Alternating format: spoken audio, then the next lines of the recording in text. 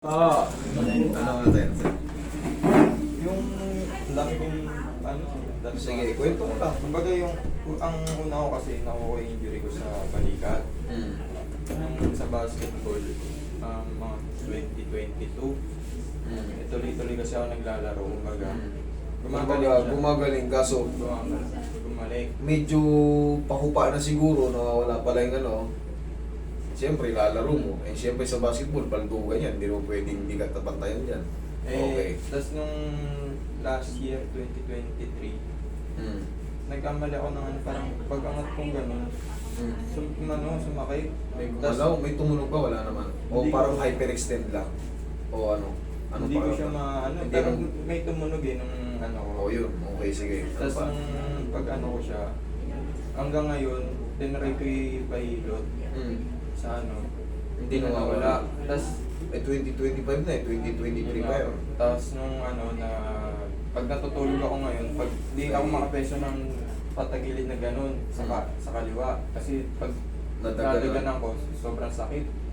Tapos pag minsan hindi ko namamala. Ilang taong ka na? 22. Kita mo, prime pa yan. Sige, madali lang na mayusin yan. Tapos, Huwag lang talaga na fracture, huwag lang talaga na galing ka sa layup, sinahod ka. Siyempre, nagkaroon ng crack, eh mas mahirap ayusin yan. Katulad yan, 2 years na yan. Maaari kasing yung talop ng ano mo, yung head humerus mo ito, yung ganito, baka gumalaw. Yan, isa sa mga ano eh, hindi nakukonsider yun sa mga fracture. Pero kung sa mga malalakas nga na baldo, maaaring gumalaw yan. Parang sa fried chicken yan, di ba? Kumakain tayo ng fried chicken. Di ba yung talop ng buto, kinakain natin malambot. Wala ka namang ganung baldog.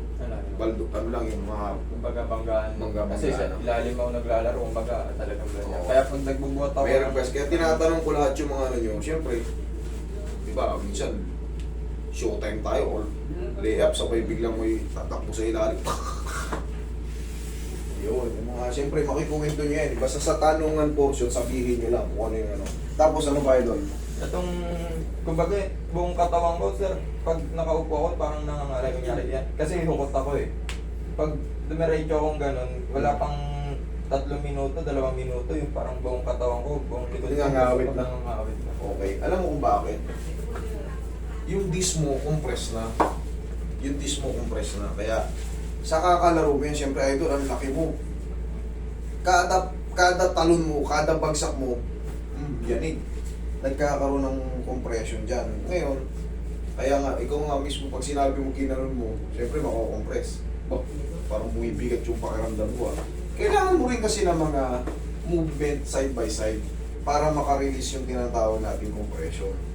Okay, meron kasi yan. Pag nagkaroon ng compression, meron yan tinatamaan ng mga tinatawag na spinal nerve or sciatic nerve pag sa lower back. Yan ang kailangan makaiwas, makailag dun siya sa compression na tatama. Ganito yung idol. Compression. Yan yung tinatawag na spinal nerve or sciatic nerve pag sa lumbar. Kailangan yan makaiwas para hindi mamula. Palaging ganito dapat. Okay? Siyempre, pag ito, na medyo namamaga, pag gumanon ka, siyempre, ginanon mo, maiipit yung mga yan, maiipit.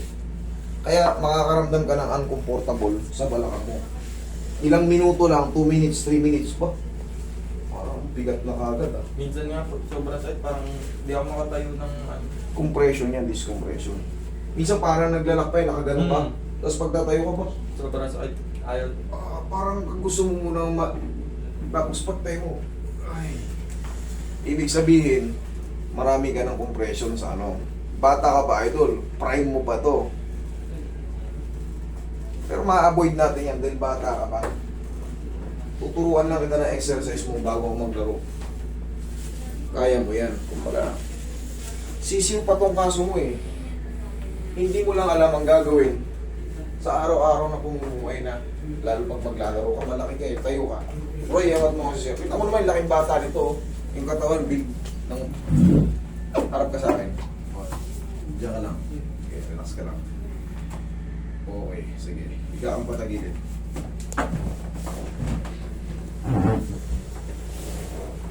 Puso ka rito konti.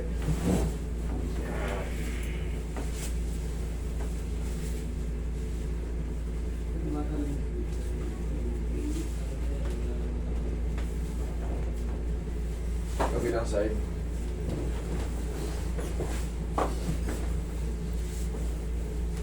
Yung mga ganitong age, 22, kahit ilang laro to sa court. Ilang liga sinasalihan to, pwede. Dapat. Magkakakain ka ng saging ha, para tumagal ka.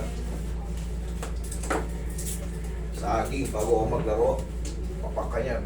Makain ka ba naman? Oo. Yan. Sa mga player, saging. Kita nyo si Steph Curry, saging kinakain niya, napapanood nyo. Bago maglaro. Para iwas sa strain. Siyempre, pag malambot yung katawan nyo, gutom kayo, malambot din ang tuhod nyo. Pag konting topping sa inyo, pilay kayo. Kain kayo yan, saging.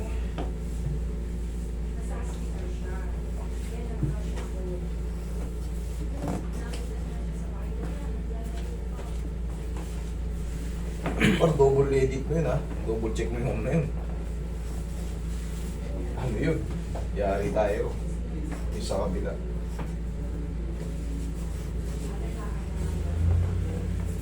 O yun, galing ka na pala sa binto-bintosa eh. Yung mga ganyan no. Ayan mo. Ilang linggo na yan, nandiyan pa rin. Nasira lang yung balat mo para kang panda ngayon. Kakaroon lang kayo ng pasa. Walang pork, ano yan. 5% lang yung ano yan. Yung bisa niyan sa mga tanggal-tanggal ng lamig. Mas maganda magpa-full body massage na kayo. Yan, kung labig-labig na natanggalan yan, walang purpose yan. Marunong din ako niyan kasi hindi ko ina-apply. Walang kabagay-bagay ako, walang mapipayda, walang kwenta. Sirain lang yung balat mo dyan. Minsan yung iba napapasok pa sa ganyan. Pag di marunong yung nag-apply, lalong bago-bago pa. Pero ngayon, meron na kasi ano eh, pump. Sa action.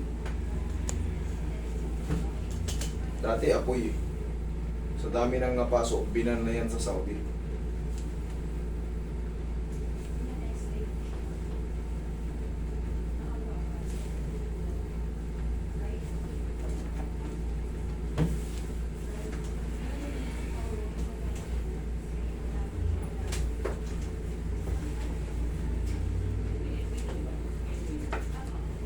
On po par.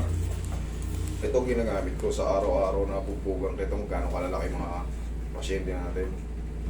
Pag gagamitin nyo itong paulinimid, alugin nyo muna. Okay, pagkaalog nyo, kahit sarili na natin sa mga araw-araw, diretsa na kagad hapko sa balakang.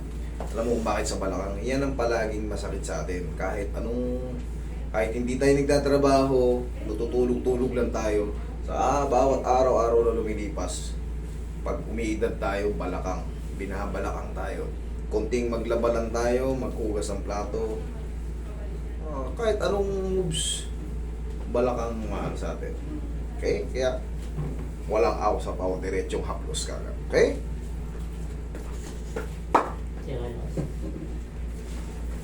Yaya ka, sir.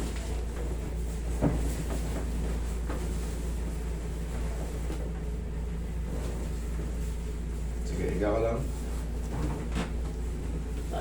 Bagong laba to, malamig pa. Sige, lagay lang sa tiyan yung kamay. Lagay sa tiyan yung kamay. Yan. Okay, inhale. Exhale.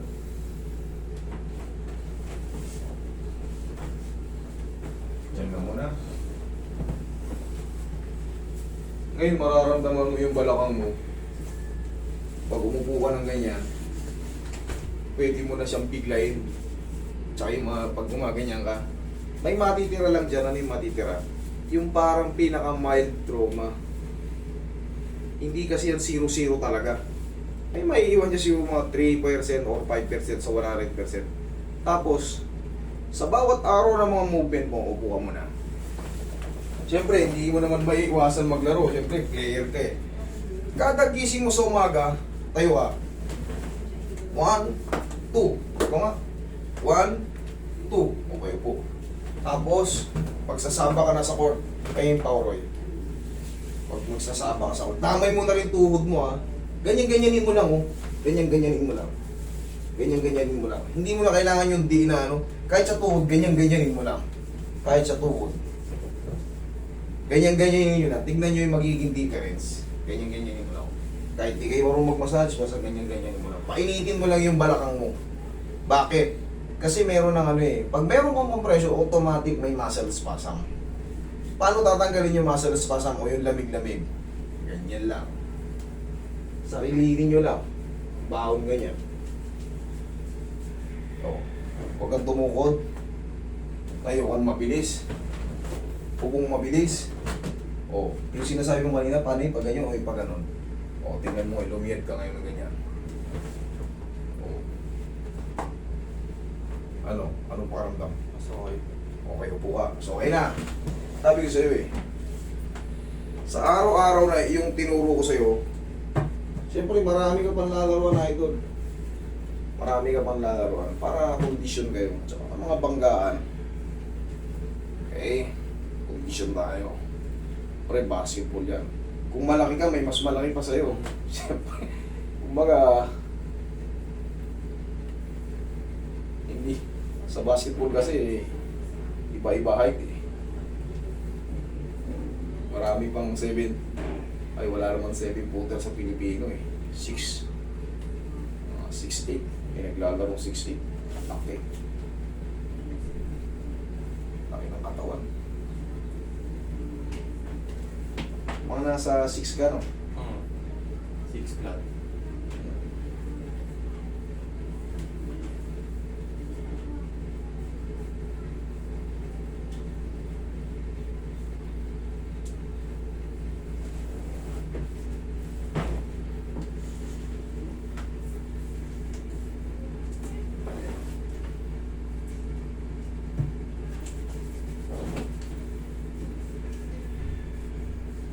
Tandaan mo na yung tinuro ko sa'yo bago ka maglaro, yun lang. Tapos, sa umaga, yun. Isang pektos lang. Ganun din ha, bago maglaro. Pak, tapos, haplosan mo ng pauyang balang. Tingnan mo yung iba yung condition na mararamdaman mo. Kaya halos ngayon lang ako napahinga sa paglalaro. Kumbaga, parang nung napahinga ako, lumabas lahat ng ano eh. Kasi yung ganitong edad, kasagsagan to. Tandaan nyo, hanggang 25 ang prime natin. Tandaan nyo yan. Paglipas ng 25 nyo, nakakalaro pa kayo kaso medyo basta mag-aalalay kayo.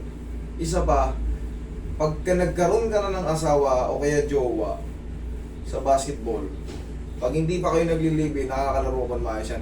Pero pag nag-asawa ka na, matututo ka ng kumain, bibigat ka. Siyempre, magtatrabaho ka, lalo kang tataba. Kaya maglalaylo ka talaga sa court. Uunahin natin yung responsibilidad, hindi yung tambay sa court.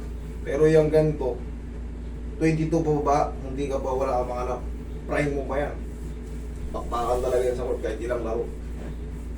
Pero pag natuto ka ng umako ng responsibilidad, wala, tataba ka talaga. Kaya yung magagaling nun, tumataba. Siyempre magtatrabaho eh. Oh, check mo yan, ikaw. Balikat mo. Basta extend ko na ito ngayon. Kaya na! Tama. Sabi siya, madali lang. Bunga lang ng ano yan. Bunga lang yan pre. Baldog-baldog lang yan. Okay? Thank you. Huwag ka lang maliligo. Itong, Hindi mo sinabi kayo na nakahiga ka. Higa ka dyan. ano siya eh, puro high ankle spring kasi ng ano ko. Nakukuha ko. So, pag nagka-cold compress ako, parang hindi siya nakukuha. Ganito yan. Ang cold compress, hindi naman talaga nakakalain yan. Tandaan nyo, mas maganda yung cold compress kung nandun ka pa sa court. Yan yung pinaka. Bakit? Bakit may cold compress? Ano ba ang purpose niyan? Para ma-prevent or yung mga blood vessel ma-preserve kung kayo na-injury. Yun ang ano nun, to preserve. Pero yung adjustment, hindi yan na-adjust. Na-preserve lang, pero pilay ka rin. Pilay ka pa rin. Akala mo ano? Akala mo naka-adjust yung yellow or cold compress. Hindi. To preserve lang yan. Pero adjustment pa rin ang sagot. Huwag kayong mag-ielo kung nasa bahay na kayo. Mas maganda pa, haplusin nyo ng umiinit. Tapos bandage nyo lang. Kasi kinabukasan mag-retaliate yan. Ilang araw mamamagayan. Lambutan mo lang yung paa mo. Yan. Isa pa.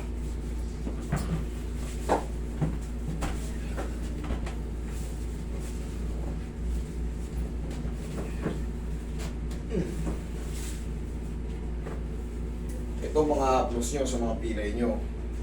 Sa mga natatapilo, kunyari, naglaro kayo ngayon, natapilo kayo ngayon, mag-expect na kayo kinabukasan, sobrang sakit niyan. Mamamaga kasi yan, para hindi nyo maapak. Ang pinaka-the best niyan, huwag nyo ipapa-align. Kasi mamimilipit lang kayo ron, o huwag nyo ipapahilot. Sariling hilot nyo lang. Lagyan nyo ng pau, ganyan-ganyan ninyo, huwag nyo diinan. Tapos bandagean nyo na. Yun lang muna, pansamantala. Kasi, kung mahina ang pain toleration nyo, tapos ipahihilot nyo yan, kahit ako, pero siyempre, inaalalayan ko yan kasi ayoko nung nakakita ng sobrang nasasaktan. Ang gagawin ko lang dyan, siyempre, tatanungin ko kayo kung mataas ang pain toleration nyo, i-adjust natin ang ano. Pumunta kayo sa akin eh. Pero pinaka-the best niyan, palipasin nyo muna kung sakaling natapilo kayo ngayon ha, palipasin nyo muna ng 1 linggo bago nyo ipa-align kung mababa ang pain toleration nyo. Huwag kayong sugod ng sugod kasi useless lang yun. Huwag kayong sugod ng sugod sa mga kagaya ko, manghihilot. Huwag kayong sugod agad. Bandisyan nyo muna yan. Lalo kung magang-maga. Pero kung konti lang ng mga mild na pilok lang, kaya-kaya yan. Pero yung talagang lubong-lubo, wala, masasaktan lang kayo. Useless pati yung adjustment. Okay? Lalo kung hindi marunong talaga mag-estimate. Sige, nakato.